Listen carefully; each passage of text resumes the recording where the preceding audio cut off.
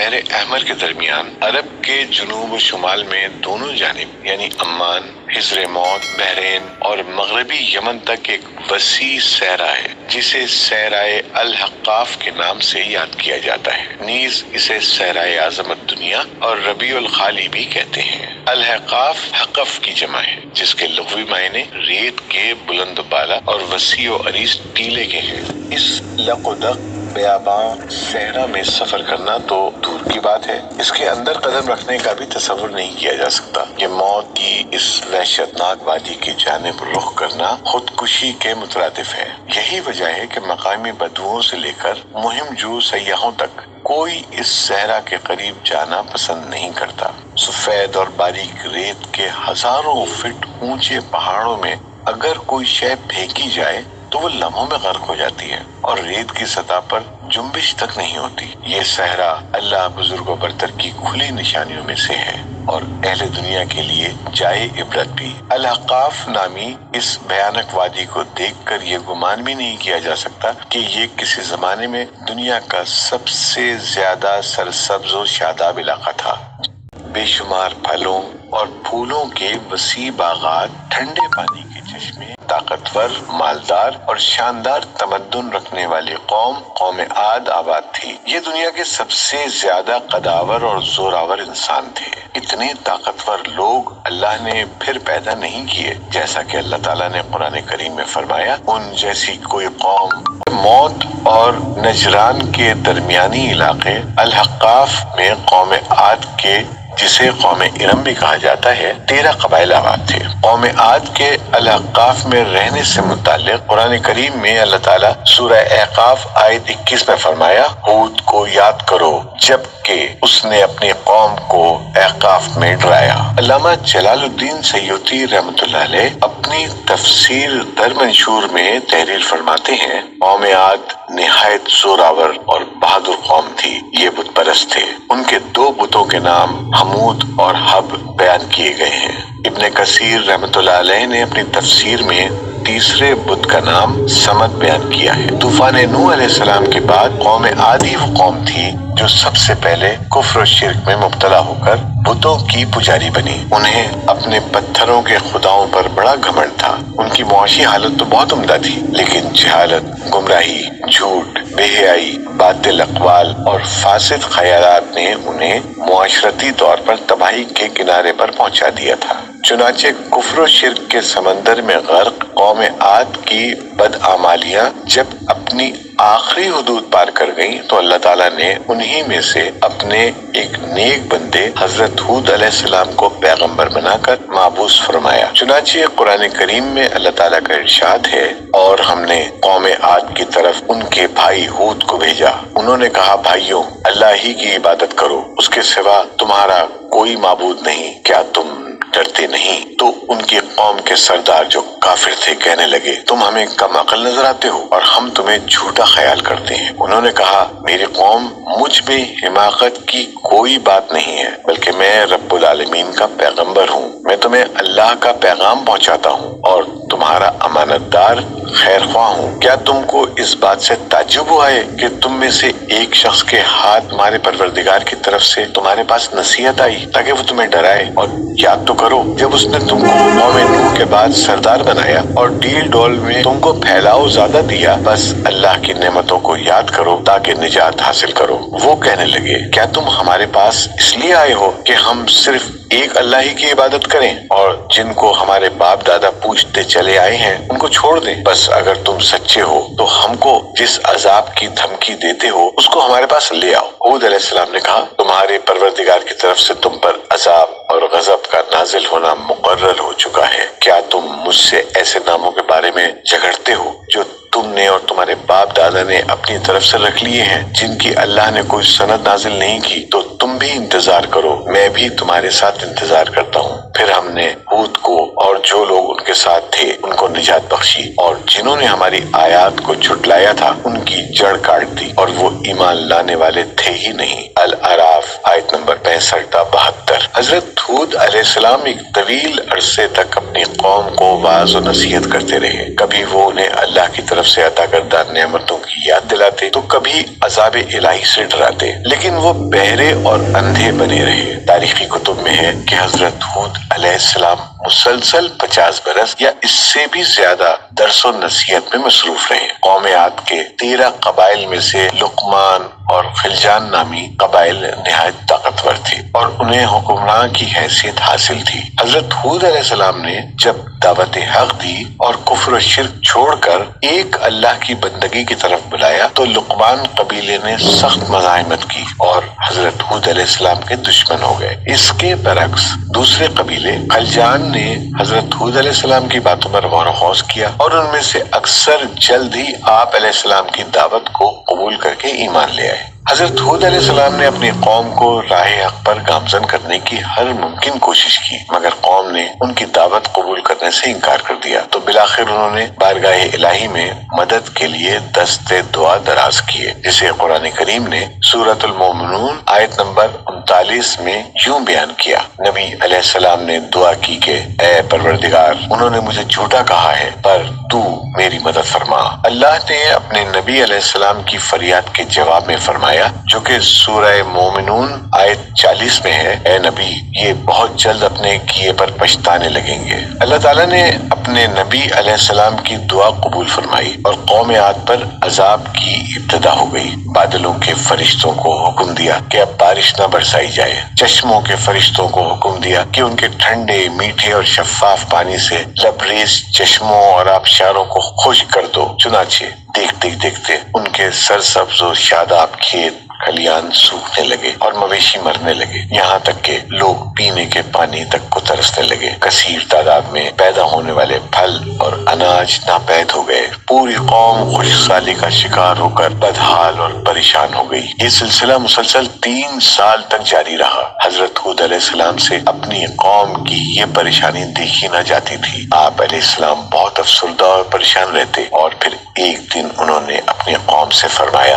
جس کا ذکر سورہ ہود آیت 52 میں اس طرح آتا ہے، اے میری قوم کے لوگوں، تم اپنے پالنے والے سے بخشش مانگو، اس کے آگے توبہ و استغفار کرو، تم پر آسمان سے موسلادھار مہ برسائے گا اور تمہاری طاقت و قوت میں اضافہ فرمائے گا، اور دیکھو گناہگار بن کر روگردانی نہ کرو۔ قرآن کریم اور احادیث مبارکہ میں توبہ و استغفار کے بڑے فوائد بیان فرمائے گئے ہیں۔ ابن ماجہ اور ابو داؤد میں حدیث مبارکہ ہے کہ جو پابندی سے استغفار کرتا ہے، اللہ تعالیٰ اس کے لیے ہر فکر سے کشادگی اور ہر تنگی سے راستہ بنا دیتا ہے اور اسے ایسی جگہ سے روزی دیتا ہے جو اس کے وہم و گمان میں بھی نہیں ہوتی۔ بہرحال حضرت ہود علیہ السلام کے لاکھ سمجھانے کے باوجود اس قوم پر کوئی اثر نہ ہوا، بلکہ نہایت ڈٹائی کا مظاہرہ کرتے ہوئے کہنے لگے کہ ہم محض تیرے کہنے پر اپنے آباء و اجداد اور اپنے ان معبودوں کو کیوں چھوڑ دیں۔ قرآن کریم نے سورہ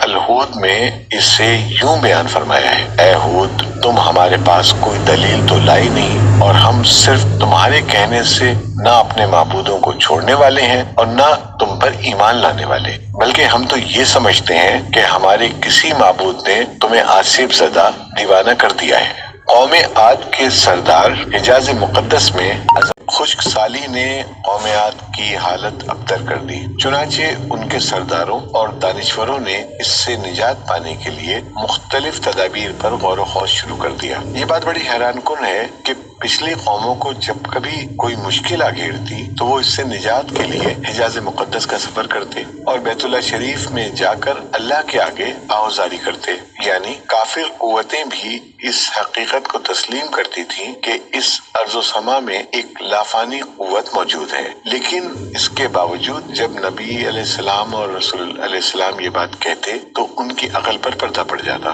قوم عاد کے سرداروں نے بھی یہی فیصلہ کیا کہ قوم کے سرکردہ افراد بیت اللہ شریف جا کر اندھے کے خدا کے سامنے فریاد کریں۔ چنانچہ مختلف قبائل کے سرداروں اور دیگر اہم افراد پر مشتمل 70 افراد کا ایک وفد حجاز مقدس روانہ ہوا۔ اس زمانے میں مکہ مکرمہ پر قوم عمالیق کی حکمرانی تھی، جس کا سردار معاویہ بن بکر تھا۔ اور معاویہ کی والدہ قوم عاد سے تعلق رکھتی تھی۔ ویسے بھی معاویہ بن بکر قوم عاد کی شان و شوکت سے بڑا مرعوب تھا، چنانچہ اس نے وفد کی بڑی خاطر مدارات کی اور اسے بڑے عزت و احترام سے اپنے یہاں ٹھہرایا۔ تبری کی روایت ہے کہ اس وفد میں 2 افراد مرشد بن سعد اور لقمان بن لقیم صاحب ایمان اور حضرت ہود کے پیروکار تھے۔ غالباً ان کا تعلق قبیلہ خلجان سے ہوگا۔ ان دونوں کے علاوہ باقی سب کافر اور بت پرست تھے۔ معاویہ نے ان کے اعزاز میں رقص و سرور کی محافل کا اہتمام کیا اور تقریباً 1 ماہ تک یہ لوگ اپنے آنے کا مقصد فراموش کر کے عیش و عشرت اور شراب و شباب کی محافل میں مدہوش رہے۔ جب ان کا قیام طویل ہو گیا تو معاویہ بن بکر کو ان کے واپس جانے کی فکر لاحق ہوئی۔ کافی سوچ بچار کے بعد اس کے ناچنے گانے والیوں کے ذریعے چند اشعار کی صورت میں انہیں ان کے آنے کے مقصد کی یاد دہانی کروائی، جس پر وفد کو ہوش آیا۔ تاریخی کتب میں درج ہے کہ اس موقع پر وفد میں شامل مرشد اور لقمان نے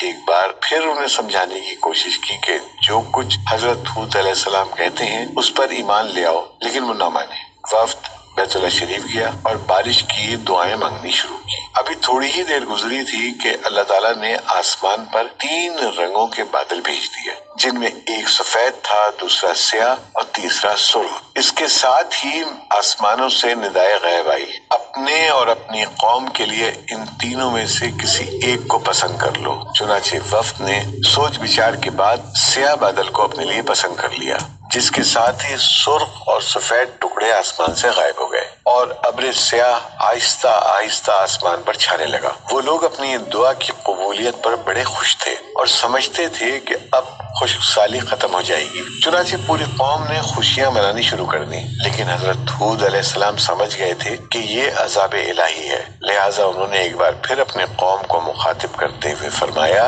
اے میری قوم، یہ اللہ کا عذاب ہے جو تم پر نازل ہوا چاہتا ہے۔ پھر انہوں نے اللہ تعالیٰ کا فرمان انہیں سنایا جو سورہ الاحقاف آیت 24 میں ہے، نہیں بلکہ دراصل یہ ابر وہ عذاب ہے جس کی تم جلدی کر رہے تھے، یہ ہوا کا طوفان ہے جس میں دردناک عذاب چلا آ رہا ہے جو اپنے رب کے حکم سے ہر چیز تباہ کر ڈالے گا۔ حدیث شریف میں آتا ہے کہ اماں عائشہ صدیقہ رضی اللہ تعالیٰ عنہا نے حضور نبی کریم صلی اللہ علیہ وسلم سے پوچھا، یا رسول اللہ صلی اللہ علیہ وسلم، لوگ تو بادل دیکھ کر خوش ہوتے ہیں کہ اب بارش ہوگی، لیکن آپ صلی اللہ علیہ وسلم کے چہرے پر اس کے برعکس تشویش کے آثار نظر آتے ہیں۔ آپ صلی اللہ علیہ وسلم نے فرمایا، عائشہ، اس بات کی کیا ضمانت ہے کہ اس بادل میں عذاب نہیں ہوگا؟ جب ایک اور قوم ہوا کے عذاب سے ہلاک کر دی گئی، اس قوم نے بھی بادل دیکھ کر کہا تھا، یہ بادل ہے جو ہم پر بارش برسائے گا۔ بخاری۔ حضرت عائشہ رضی اللہ تعالیٰ عنہ فرماتی ہیں کہ جب تیز ہوا چلتی تو نبی کریم صلی اللہ علیہ وسلم یہ دعا مانگتے، اے اللہ، میں تجھ سے اس کی خیر کا طالب ہوں اور جو اس میں ہے اس کی خیر کا، اور جو تو نے اس میں شر رکھا ہے تو اس سے اور اس کے شر سے میں آپ کی پناہ مانگتا ہوں۔ صحیح مسلم۔ حضرت عائشہ رضی اللہ تعالیٰ عنہ فرماتی ہیں کہ جب آسمان پر بادل چھا جاتے تو حضور اکرم صلی اللہ علیہ وسلم کے چہرے کا رنگ متغیر ہو جاتا، آپ صلی اللہ علیہ وسلم پر خوف کی سی کیفیت طاری ہو جاتی جس سے آپ صلی اللہ علیہ وسلم بے چین ہو جاتے، کبھی باہر نکلتے، کبھی اندر داخل ہوتے، کبھی آگے ہوتے، کبھی پیچھے، پھر جب بارش برستی تو پھر خوشی طاری ہو جاتی تھی۔ حضرت عائشہ فرماتی ہیں کہ یہ کیفیت دیکھ کر میں نے خدمت اقدس میں سوال کیا تو آپ صلی اللہ علیہ وسلم نے فرمایا، اے عائشہ، کہیں ایسا نہ ہو جائے جو قوم عاد نے کہا تھا۔ پھر اس آیت کی تلاوت فرمائی۔ جب قوم عاد نے اس عذاب کو بصورت بادل اپنی بستیوں کی طرف آتے دیکھا تو کہنے لگے، یہ تو بادل ہے ہم پر بارش کرنے والا۔ ترمذی، ابن ماجہ۔